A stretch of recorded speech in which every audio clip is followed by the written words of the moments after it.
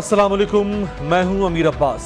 सन 2004 में यूरोपीय मुल्क यूक्रेन में सदारती इंतखाबात हुए, जिसमें साबिक वज़ीर-ए-आज़म विक्टर यांकोविच और अपोजिशन जमातों के रहनुमा युशिनकोव मद्दे मुकाबिल थे। विक्टर यांकोविच को मुबैना तौर पर रूसी इस्टेब्लिशमेंट की खुफिया सपोर्ट हासिल थी, जबकि युशिनकोव जाबर नाइंसाफी और करप्शन के खिलाफ अवामी हिमायत के साथ मैदान में उतरे थे।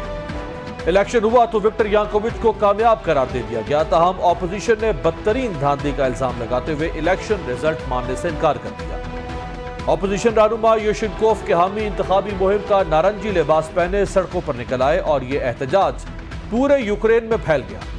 बाद अज़ां यूक्रेन की सुप्रीम कोर्ट ने इलेक्शन को कलअदम करार दे दिया। दोबारा इलेक्शन हुआ तो उस बार युशिनकोव ने भारी मार्जिन से फतह हासिल की और यूक्रेन की हुकूमत संभाल ली।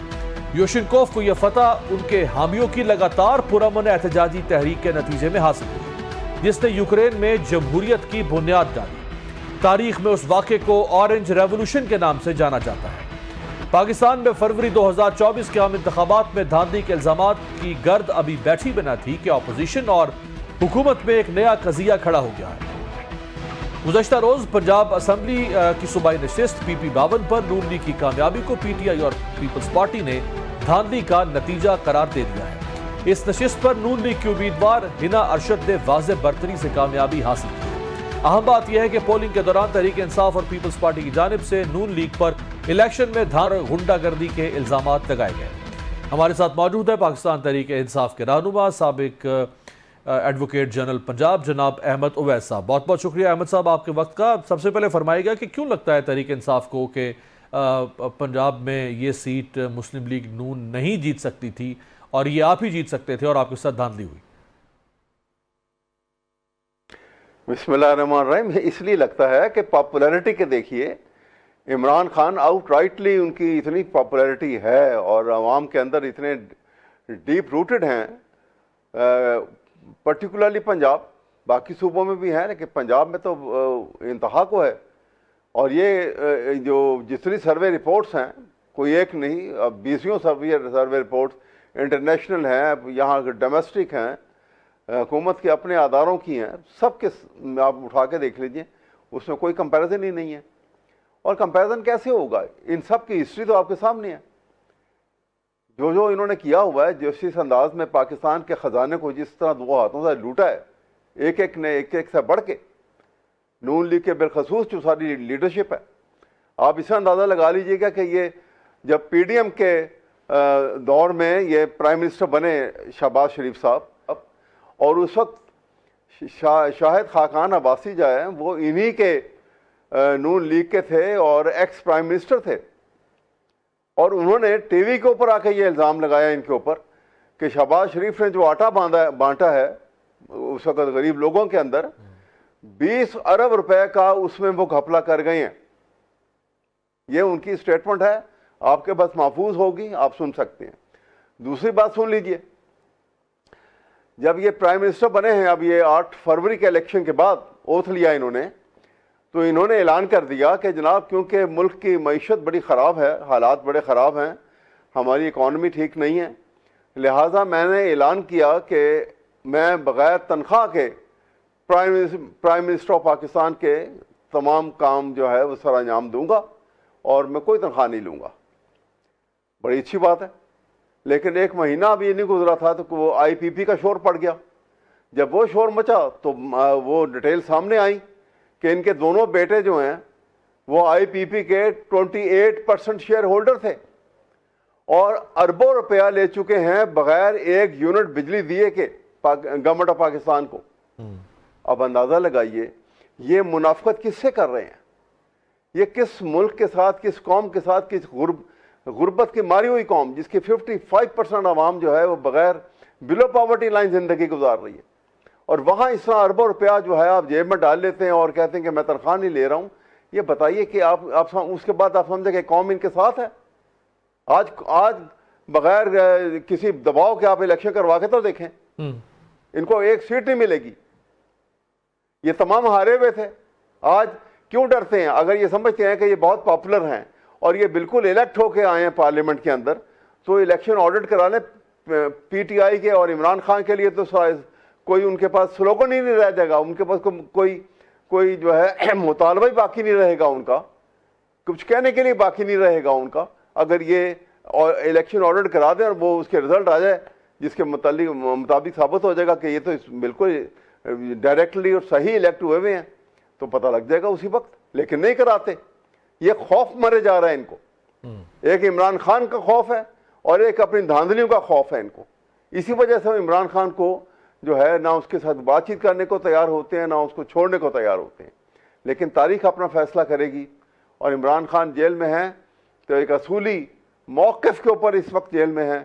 یہ بہت بڑا تاریخ کا ایک جو ہے آج جبر ہے, لیکن کل جب مورخ لکھے گا اس پیریڈ کو تو عمران خان کے کریکٹر کے اس پہلو کو وہ سنہری حروف سے لکھے گا کہ ایک شخص نے کس قسم کی لائف کو چھوڑ کے اور وہ جیل کے کس سختیوں کو جھیلا اس نے, صرف قوم کے لیے, پاکستان کے لیے, جمہوریت کے لیے, رول آف لا کے لیے, پاکستان کے آئین کی صحیح شکل میں بحالی کے لیے, اور پاکستان کی عدلیہ کی اتھارٹی کو قائم رکھنے کے لیے. یہ تو تاریخی کی یہ حقیقتیں ہیں جو سامنے آئیں گی. آج زور اور جبر سے اگر دبا لیں گے تو اس سے کیا ہوگا؟ 1 سال دب جائے گا, 2 سال دب جائے گا, بلکہ اسی طرف تو قوموں کی زندگی میں تو 2-4 سال. وہی جو آپ کہہ رہے ہیں کہ 1 سال 2 سال, یعنی آپ کہہ رہے ہیں کہ ان حالات کے خلاف کوئی مزاحمت ہوگی تو ابھی عمران خان صاحب نے بھی اعلان کر دیا ہے تحریک شروع کرنے کا. محمود خان اچکزئی جو اپوزیشن اتحاد کے سربراہ ہیں, انہوں نے کہا ہے کہ عید کے بعد ملک گیر عوامی تحریک شروع ہونے جا رہی ہے.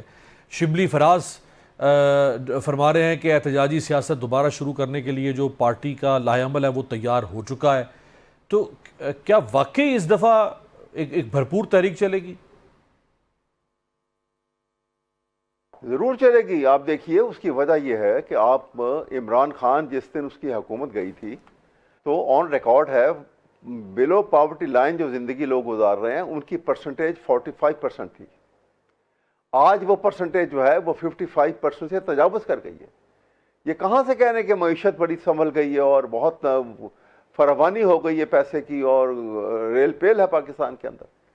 ان لوگوں کا کبھی حال تو پوچھئے, کبھی کسی نے ذکر نہیں کیا, کسی بجٹ کے سیشن کے اندر ان کا ذکر نہیں آیا, کسی پروجیکٹ میں ان کا ذکر نہیں آیا. وہ کیڑے مکوڑوں کی طرح زندگی گزار رہے ہیں اور کیڑے مکوڑوں کی طرح مر رہے ہیں. تو یہ بتائیے, یہ صرف اس لیے کہ یہ اپنی جیبیں کر کے اور اچھے اچھے کپڑے پہن کے اور کبھی جا کے وہ کبھی میری بات سنیے, آپ کو چھوٹے چھوٹے جو لیٹر میں سٹریس ایسے ہوتا ہے نا جی, مجھے بتائیے, یہ آذربائیجان گئے ایک ابھی پیچھے وزٹ کیا انہوں نے.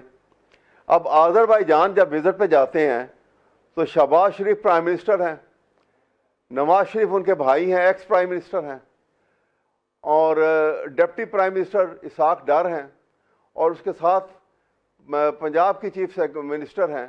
بتائیے, پرائم منسٹر کے ہوتے ہوئے ان میں سے کسی ایک کا کوئی جانا مناسب تھا؟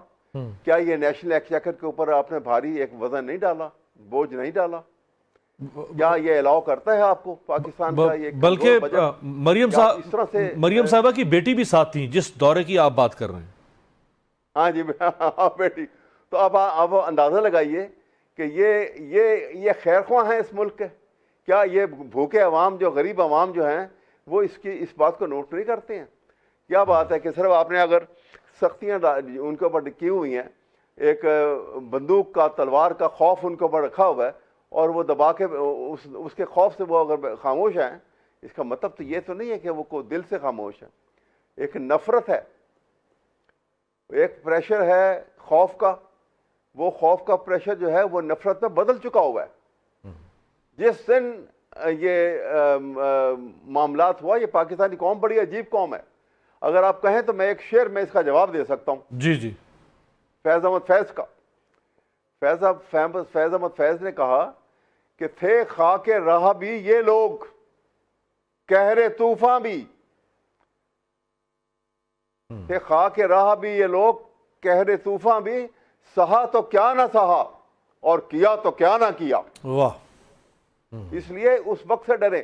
آپ کو یاد ہوگا اگر ہسٹری میں چلے جائیے پیچھے, کہ جب ایوب خان بھی فیلڈ مارشل بن گئے تھے, سیلف سٹائل, اور ایوب خان کا جانے کا وہ جب ایجیٹیشن سارے پاکستان کے اندر ہوئے تھے, وہ ایجیٹیشن بھی آپ کے سامنے ہوں گے, پورے ایسٹ پاکستان بھی شامل تھا اس وقت. جی 1968 میں بڑے بڑے ایجیٹیشن تھے, موومنٹ ایوب خان کے خلاف اسٹوڈنٹ موومنٹ شروع ہوئی تھی.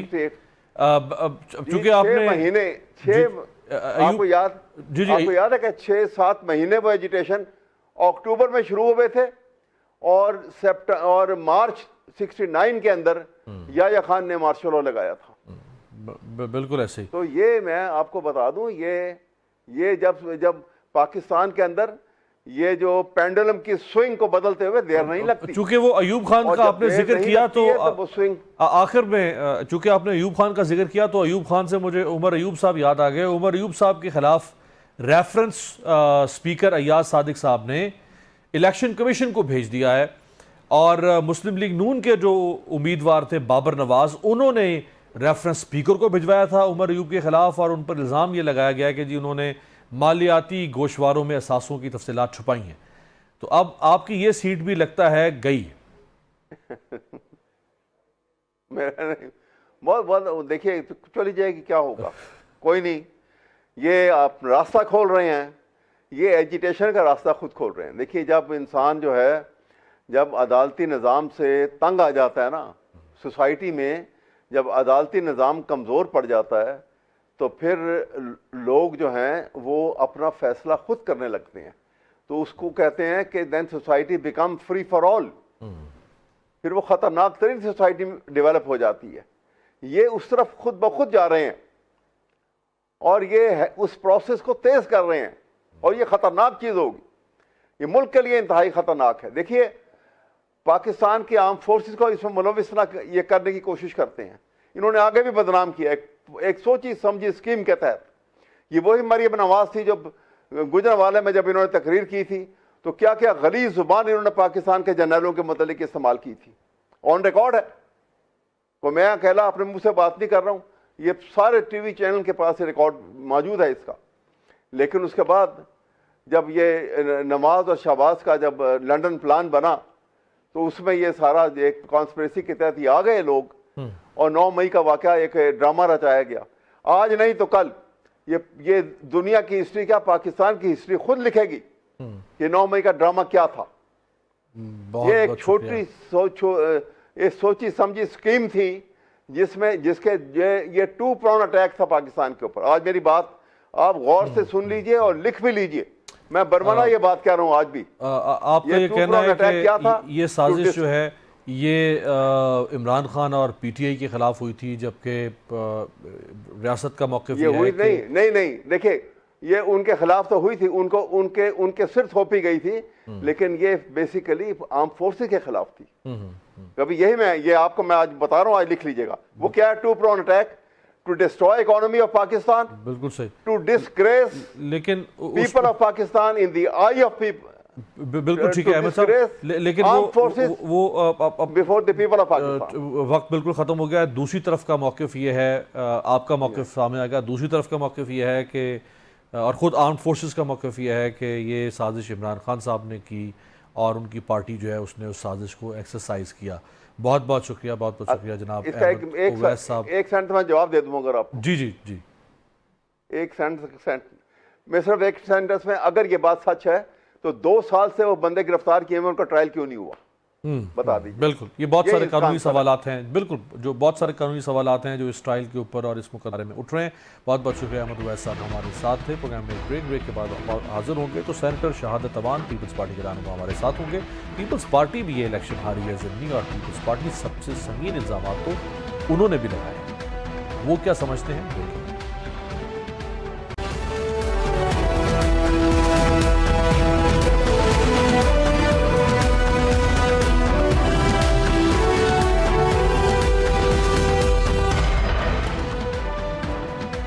بریک کے بعد خوش آمدید. کبھی پاکستان پیپلز پارٹی پورے ملک سمیت پنجاب میں صف اول کی سیاسی اور پارلیمانی جماعت تھی. تاہم اب حالات یہ ہیں کہ گزشتہ روز سیال کوٹ میں PP-52 کے ضمنی الیکشن میں پیپلز پارٹی کے امیدوار نے تقریباً 7,000 ووٹ حاصل کیے. گو کہ اس الیکشن میں پیپلز پارٹی اپنی ہی اتحادی نون لیگ پر دھاندلی اور غنڈہ گردی کا سنگین الزام لگا رہی ہے. لیکن پیپلز پارٹی پنجاب کی بارہا شکایات پر پارٹی قیادت کئی بار یہ کہہ چکی ہے کہ نون لیگ کے ساتھ چلنا مجبوری ہے۔ گزشتہ روز بھی صدر آصف علی زرداری سے پنجاب اسمبلی میں پیپلز پارٹی کے اراکین اسمبلی نے ملاقات کی اور نون لیگ کی پنجاب حکومت کا رویہ بہتر نہ ہونے کی شکایت کی، جس پر زرداری صاحب نے کہا کہ نون لیگ میں اتنی عقل نہیں، برا وقت ہو تو پاؤں پڑتے ہیں، جب پوزیشن ملے تو گلے پڑتے ہیں۔ زرداری صاحب نے کہا کہ اگر میں 2-3 دن لاہور میں بیٹھوں تو کئی لوگوں کو پریشانی شروع ہو جاتی ہے، فی الحال بہت سی مجبوریاں ہیں۔ یہ واضح ہے کہ حکومت سازی سے لے کر متنازع 26ویں آئینی ترمیم تک ہر اہم مرحلے پر پیپلز پارٹی نے اتحادی کی طرح نون لیگ کا بھرپور ساتھ دیا۔ چنانچہ یہاں سوال یہ ہے کہ نون لیگ کی بے رخی اور وعدہ خلافی کے شکوے کے باوجود پیپلز پارٹی کا ساتھ نبھانے کے لیے آخر مجبوری کیا ہے؟ دوسری جانب بعض تجزیہ کاروں کی رائے میں اپوزیشن کی سب سے بڑی جماعت تحریک انصاف ہے، جس طرح پنجاب کے ایک ضمنی الیکشن میں متحرک ہو کر بھرپور حصہ لیا اور دھاندلی پر آواز اٹھائی ہے۔ یہ اپوزیشن کی اس احتجاجی تحریک کا نقطہ آغاز نظر آ رہا ہے جس کی کال عمران خان دے چکے ہیں۔ اگر تحریک انصاف یعنی اپوزیشن سڑکوں پر آ گئی تو اتحادیوں یعنی پیپلز پارٹی اور نون لیگ دونوں کے لیے صورتحال مشکل ہو سکتی ہے۔ ہمارے ساتھ موجود ہیں پاکستان پیپلز پارٹی کے آنریبل مرکزی سینئر رہنما ماہر آئین و قانون جناب سینیٹر شہادت حسین آوان صاحب، بہت بہت شکریہ سینیٹر صاحب آپ کے وقت کا۔ کیسا پھر کل نون لیگ نے آپ کو مزہ آ گیا؟ سر دیکھیں، سب سے پہلی بات تو یہ ہے کہ اگر بائی الیکشن میں اگر آپ دیکھیں تو ہمارے ملک کی ہسٹری یہ رہی ہے کہ ہمیشہ جو رولنگ پارٹی ہوتی ہے الیکشن وہی جیتی ہے، کیونکہ وسائل اسی کے پاس ہوتے ہیں، لوگوں کو توقعات اسی سے ہوتی ہیں۔ تو میرا خیال میں یہ ہے کہ مزہ تو پی ٹی آئی کو آنا چاہیے، جو کہ پچھلے الیکشن میں بھی جو خاتون جو ہیں جو جیتی ہیں ان کے ہسبینڈ پہلے وہاں سے تھے، پی ٹی آئی کا پہلے دن سے یہ رونا دھونا تھا۔ ہمیں تو پہلے سے معلوم تھا کہ وہاں پہ پوزیشن کیا ہے کیا نہیں، لیکن ڈیفینیٹلی کہ ہمارا کوئی کسی پارٹی کے ساتھ الیکشن کا چونکہ الحاق نہیں ہے، اس وجہ سے الیکشن لڑنا ہماری مجبوری تھا۔ لیکن جس طریقے سے نون نے وہاں پہ الیکشن لڑا ہے، وہ آپ نے کل ہمارے جنرل سیکرٹری پنجاب کی بھی بات سنی ہوگی، راجہ پرویز اشرف صاحب کی بھی بات، آپ کے مرکزی جنرل سیکرٹری جناب راجہ پرویز اشرف صاحب کی بھی بات سنی ہوگی، چند صاحب کی بھی، آپ چند صاحب آج کا سیکرٹری اطلاعات ہیں جی، راجہ پرویز اشرف صاحب جو ہیں انہوں نے بھی بات کی۔ تو بات یہ ہے کہ یہ تو آپ نے خود سے ابھی کہہ دیا ہے کہ ہمارے پریزیڈنٹ صاحب نے بھی کہا ہے کہ ان کے ساتھ ہمارا چلنا جو ہے وہ ہماری مجبوری ہے، الیکشن لڑنا بھی ہماری مجبوری تھی، گو کہ ہم یہ جانتے ہیں کہ پنجاب میں گورنمنٹ کس کی ہے، وہ پی ایم ایل این کی ہے، گورنمنٹ ان کی ہے۔ تو عوام صاحب ایک اور آسان کام کر لینا، آپ پنجاب رجسٹری کروا دیں نون لیگ کے خلاف، اتنی آپ کی مجبوریاں ہیں، ہر کام میں مجبوریاں ہیں آپ کی، تو رجسٹری کروا دیں نون لیگ کے خلاف۔ جی اس وقت جو ہمارا پاکستان جن حالات سے گزر رہا ہے، ہم کوئی اس قسم کی صورتحال ہم پیدا نہیں کر سکتے۔ پہلے معاشی طور پہ اگر آپ دیکھیں ملک کی پوزیشن کیا، ہمارے بارڈرز کی جو ہے سچویشن، وہ خطے کا بھی دیکھ لیں کہ کیا ہے، تو ہمیں پاکستان عزیز ہے، ہم حب الوطن آدمی ہیں، ہم نے تو شہادتیں دے کر بھی ہم نے اس ملک کو بچایا ہے، اور ہم نے اف سے تف نہیں کی، پاکستان کھپے کہا ہے۔ تو بات یہ ہے کہ یہ کہہ دینا کہ ہم یہ کریں، تو میرے خیال میں آپ کم از کم انصاف کریں، ہمیں یہ نہ میں تو کہہ رہا ہوں کہ اس وقت جو حالات چل رہے ہیں، الیکشن کا پھر آنے ہیں، الیکشن آنے ہیں، آپ نے خود اپنے 18 میں بھی تو آئے نا، ابھی آپ کے چیئرمین کے ساتھ کیا ہوا بلاول صاحب کے ساتھ لاہور میں؟ دیکھیں گزارش ہے، ابھی آپ نے یہ کہا ہے کہ میرے پریزیڈنٹ اپنا آصف علی زرداری صاحب نے یہ کہا ہے کہ اگر میں 3 دن لاہور میں بیٹھ جاؤں تو لوگوں کو جو ہے جو پریشانی شروع ہو جاتی ہے۔ الیکشن آئیں گے، آپ حالات دیکھ لیں گے، اور زرداری صاحب نے یہ بھی کہا کہ انشاءاللہ تعالی میری زندگی میں بلاول بھٹو زرداری صاحب جو پرائم منسٹر آف پاکستان ہوں گے۔ آپ نے تھوڑی سی بات کی، اگلی بات نہیں کی، اور آج تک جو کچھ بھی زرداری صاحب نے کہا، وہ زرداری صاحب کی کہی ہوئی بات کسی حوالے سے بھی وہ ہمیشہ سچ ثابت ہوئی ہے۔ تو آپ توقع رکھیں کہ انشاءاللہ تعالی نوجوان جو ہے جس کے اوپر پوری ملک اور قوم کی نظریں تھیں، آپ نے تو بات یہ مریم نواز صاحبہ کو پھر جو ہے آپ بار جو ہے پاکستان کا بیانیہ بنانے کے لیے بلاول صاحب کی جگہ ان کو آپ بھیج دیتے تو ٹھیک ہے، ہر ایک کی اہمیت افادیت اپنی جگہ ہے، لیکن میں یہ سمجھتا ہوں کہ موجودہ جو پرائم منسٹر صاحب ہیں وہ انہوں نے کم از کم اس بات کا اعتماد کیا ہے اور ظاہر کیا ہے بلاول بھٹو صاحب پہ اعتماد کر کے کہ جائیں اس آڑے وقت میں پاکستان کا جو ہے آپ جا کے بریف جو ہے وہ ہولڈ کریں اور دنیا میں جا کے یہ بتائیں کہ پاکستان نے کیا کیا، پاکستان جو ہے کس صورت سے نکل کے اپنے نیبرر کے ساتھ کس طریقے سے نبوت آزما ہوئے ہیں۔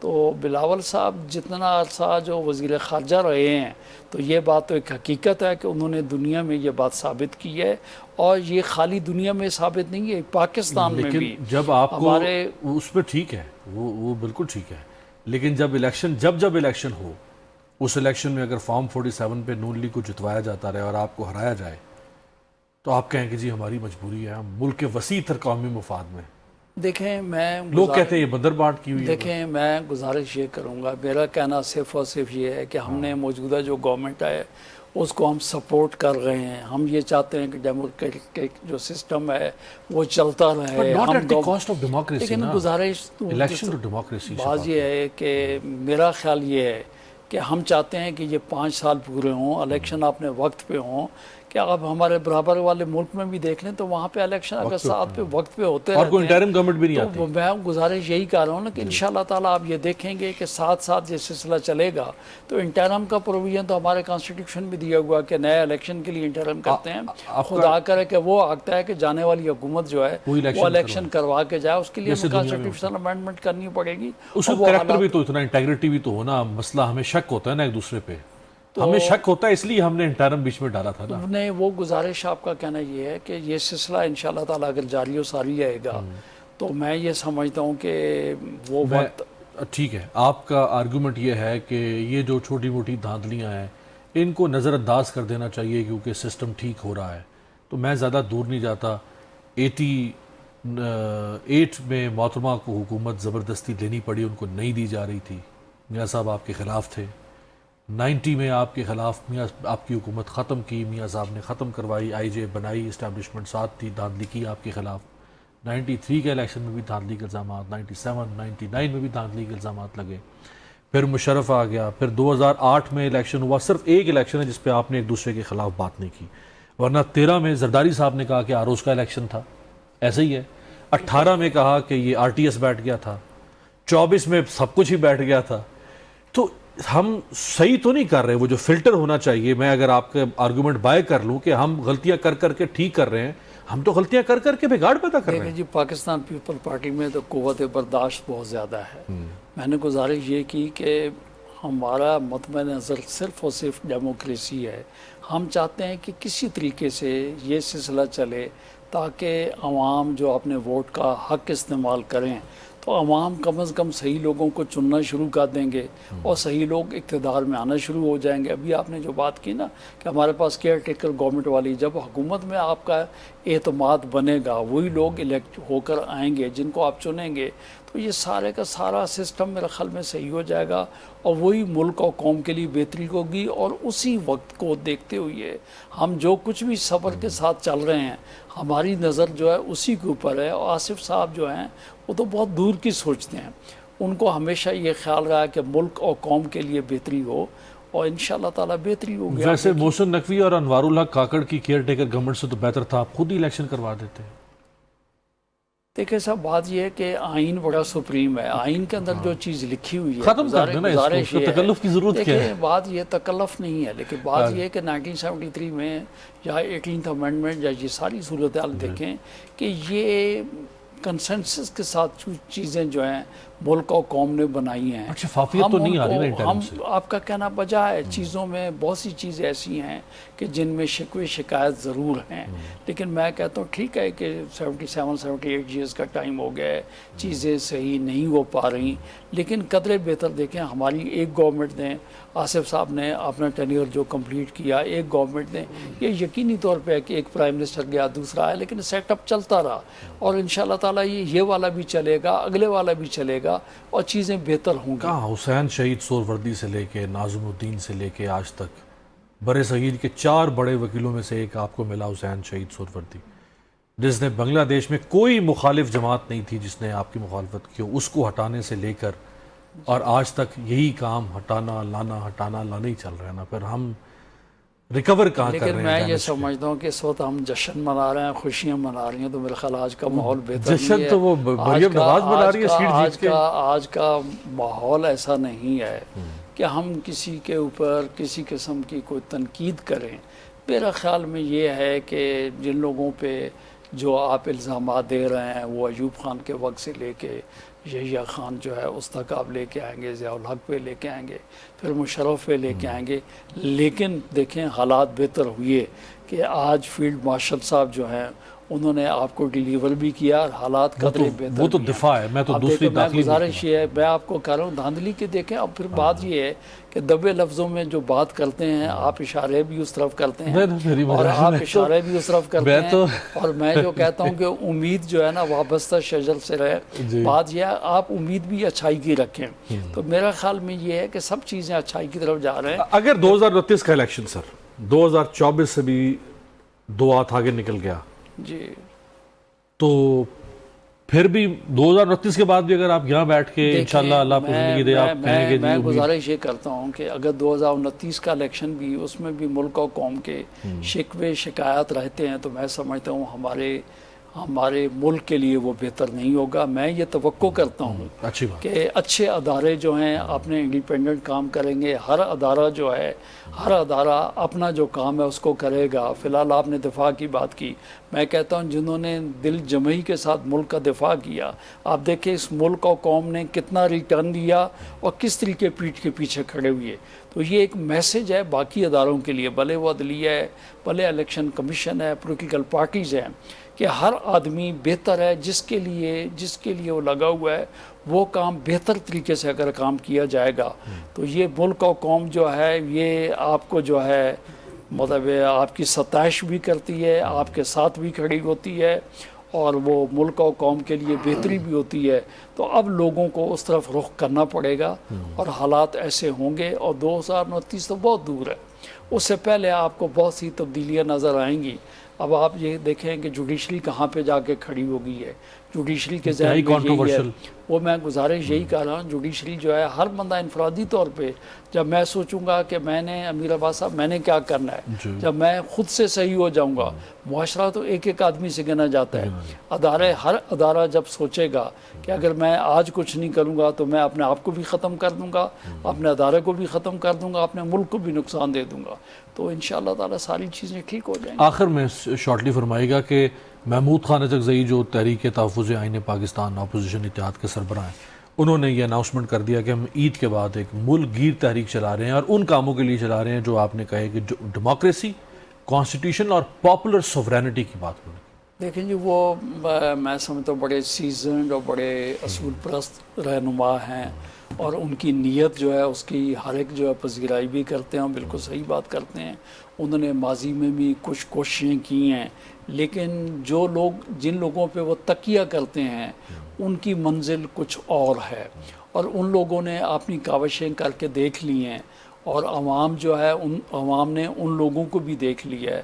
تو میرا خیال میں یہ ہے کہ اگر اچکزئی صاحب باقی لوگوں کے ساتھ مل کر کوئی بہتری کی طرف جائیں گے تو وہ ملک و قوم کے لیے بہتر ہوگا اور ان کی جو زندگی میں ان کا کریڈٹ ہے وہ بھی قائم دائم رہے گا۔ تو وہ تو کہہ رہے ہیں کہ میں اپنی جگہ سے نہیں ہلا، یہ جو میرے 2 ساتھی تھے آصف زرداری اور نواز شریف، یہ مجھے دغا دے کے سائیڈ پہ ہو گئے، میں تو اپنی جگہ پہ کھڑا ہوں اسی اصول پہ۔ اب بتائیں وہ کیا کریں، وہ آپ چھوڑ گئے تو انہیں نیا ساتھی بنا لیے۔ نہیں دیکھیں میرا کہنا یہ ہے کہ وہ بالکل ہر ایک بندے کی اپنی اپنی سوچ ہے۔ یہ الیکشن کی پولیٹکس تھی، میں نے پہلے بھی کہا کہ یہ کوئی الیکشن میں کہیں پہ کوئی الحاق نہیں بننے کا تھا، اور یہی میں آپ کو کہہ رہا ہوں کہ سیالکوٹ میں بھی ہم نے الیکشن کیوں لڑا، ہم الیکشن نہ لڑتے تو یہ نظر آتا کہ ہم نون کو سپورٹ کر رہے ہیں، ہم نے ووٹ جا کے پی ٹی آئی کو جا کے ہم نے ووٹ نہیں دینا تھا۔ تو جس طریقے سے اچکزئی صاحب جو الیکشن کے دنوں کی بات کرتے ہیں انہوں نے اپنی پارٹی کا الیکشن لڑا، ہم نے اپنا الیکشن لڑا، ہم نے کوئی جا کے نون نے ہمیں سپورٹ نہیں کیا، ہم نے نون کو سپورٹ نہیں کیا۔ تو باقی جو ہے وہ بھی کانسٹیٹیوشن کی بات کرتے ہیں، ہم بھی کانسٹیٹیوشن کی بات کرتے ہیں، لیکن ایک بات ضرور ہے کہ آپ کو اچھے کے ساتھ کھڑا ہونا چاہیے۔ جو آدمی جو ہے 9 مئی کو जो मुल्क और कौम के शहीदों की जो यादगारें हैं उनको तबाह कर दे। वो तो नहीं मानते ना अचक साहब। देखिए अचक मैं वही कह रहा हूँ ना कि उनके मानने ना मानने की बात सोच की बात है, लेकिन एक जो हकीकत है जिसमें लोगों को सजाएं हो चुकी हैं, इनकी सजाएं जो है अपवर्ड हो चुकी हैं, और वो बात ये न मानने वाली बात तो ये कि या तो आप बता दें, वो उसमें फिर बात ये है कि हमारे प्यारे जो हैं, बात आगे बढ़ जाएगी, उसमें सजाएं भी हुई हैं और उसमें लाहौर हाई कोर्ट ने जमानतें भी दी हैं और बड़ी सख्त ऑब्जर्वेशन के साथ जमानतें दी हैं।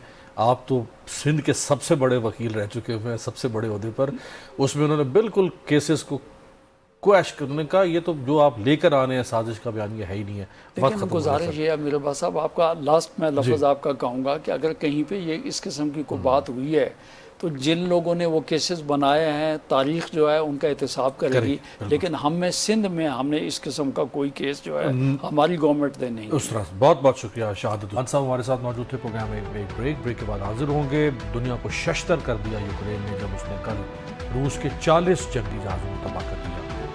क्या सूरत हाल रही? ब्रेक के बाद।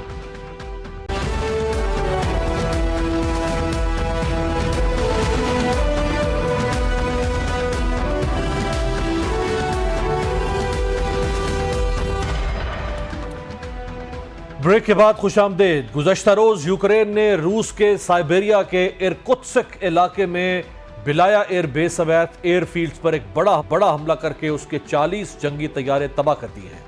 चुनाचे अब रूस भी पलट कर ऐसा वहशतनाक वार कर सकता है जिसके शोले यूरोप को भी अपनी लपेट में ले सकते हैं। याद रहे कि रूसी सदर व्लादिमीर पुतिन ने फरवरी 2022 में यूक्रेन पर मुकम्मल हमले का आगाज किया था। आलमी मीडिया की रिपोर्ट्स के मुताबिक इस वक्त रूस तकरीबन 20% यूक्रेनी सरजमीन पर काबिज है, जिसमें 2014 में जम किया गया जनूबी क्रीमिया का इलाका भी शामिल है। यूक्रेन की खुफिया एजेंसी के मुताबिक उसने ऑपरेशन स्पाइडर वेब के तहत रूस के 40 से ज्यादा तैयारे ड्रोन हमलों से तबाह कर दिए हैं। रूस यूक्रेन जंग के आगाज के बाद से यूक्रेन के इस हालिया हमले को खतरनाक और शदीद करार दिया जा रहा है। यूक्रेन के ऑपरेशन स्पाइडर वेब की निगरानी खुद यूक्रेनी सदर व्लादिमीर ज़ेलेंस्की ने की। रूस की 4 एयरफील्ड्स पर यह हमला 1.5 साल की मंसूबाबंदी के बाद बहुत ही मुनज़्ज़म अंदाज में किया गया।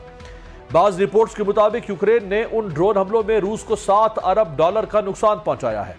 याद रहे कि यह हमले एक ऐसे वक्त पर किए गए हैं जब रूस और यूक्रेन के दरमियान जंग बंदी की कोशिशें जारी थीं और दोनों मुमालिक के नुमाइंदे एक बार फिर तुर्किया के शहर इस्तांबुल में मुज़ाकरात के दूसरे दौर में मिलने जा रहे हैं। ताहम जंगबंदी की उम्मीदें कम ही दिखाई दे रही हैं क्योंकि दोनों फरीक जंग के खात्मे के तरीक़ाकार पर सख्त इख्तलाफात रखते हैं। बीबीसी ने यूक्रेन की खुफिया एजेंसी के हवाले से अपनी रिपोर्ट में इंकशाफ किया है कि यूक्रेन की खुफिया एजेंसियों ने रूसी सरजमीन के अंदर एक इंतहाई पेचीदा और खुफिया कार्रवाई अंजाम दी। यूक्रेनी हुकाम के मुताबिक इस बड़े हमले में खास हिकमत अमली अपनाई गई थी। यूक्रेन की खुफिया एजेंसी SBU ने धमाका खेज मवाद से लैस FPV ड्रोन्स को लकड़ी के शेड्स की छतों में छुपाकर ट्रकों के जरिए रूस पे हदफ बनाए गए फजाई अड्डों मुरमांस्क, इरकुत्स्क, इवानोवो, रियाजान और अमुर के करीब स्मगल किया। फिर वहां पहुंचने के बाद उन ट्रकों की छतों को रिमोट कंट्रोल के जरिए खोला गया और अंदर से 4 परों वाले क्वाड्रोकॉप्टर ड्रोन्स के एक झुरमुट ने एक साथ परवाज करते हुए रूसी बमबार तैयारों पर हमला किया। CNN के मुताबिक यूक्रेन ने रूसी एयरफील्ड्स पर हमलों में जंगी तैयारों के अलावा हजारों मिसाइल्स और क्रूज मिसाइल्स के 34% कैरियर्स को तबाह किया। यूक्रेनी सदर व्लादिमीर ज़ेलेंस्की ने हमले के बारे में तफसीलात शेयर करते हुए कहा है कि इस हमले में 117 ड्रोन इस्तेमाल किए गए। उन्होंने दावा किया कि हर ड्रोन का अपना पायलट था। ज़ेलेंस्की का दावा है कि मंसूबाबंदी के आगाज से लेकर मौसर अमल दरामद तक 1 साल 6 माह और 9 दिन, ये किसी भी ऑपरेशन के लिए हमारी सबसे तवील तैयारी है। ऑपरेशन में शामिल हमारे लोगों को बर वक्त रूसी इलाके से वापस बुला लिया गया है। याद रहे कि बिलाया एयरबेस साइबेरिया में वाक़ है, जो कि यूक्रेन की सरहद से तकरीबन 4,500 किलोमीटर दूर है, जबकि ओलिनिया हवाई अड्डा यूक्रेन से तकरीबन 1700 किलोमीटर के फासले पर मुरमांस्क के इलाके में वाक़ है। दूसरी जानिब गुज़श्ता रात रूस ने भी 472 ड्रोन और 7 बैलिस्टिक क्रूज में यूक्रेन पर हमला कर दिया है, जिसपे यूक्रेन का भारी फौजी, जानी और माली नुकसान। तो इतना ही, आपसे मुलाकात होगी कल। देखते रहिएगा जमहूरियत।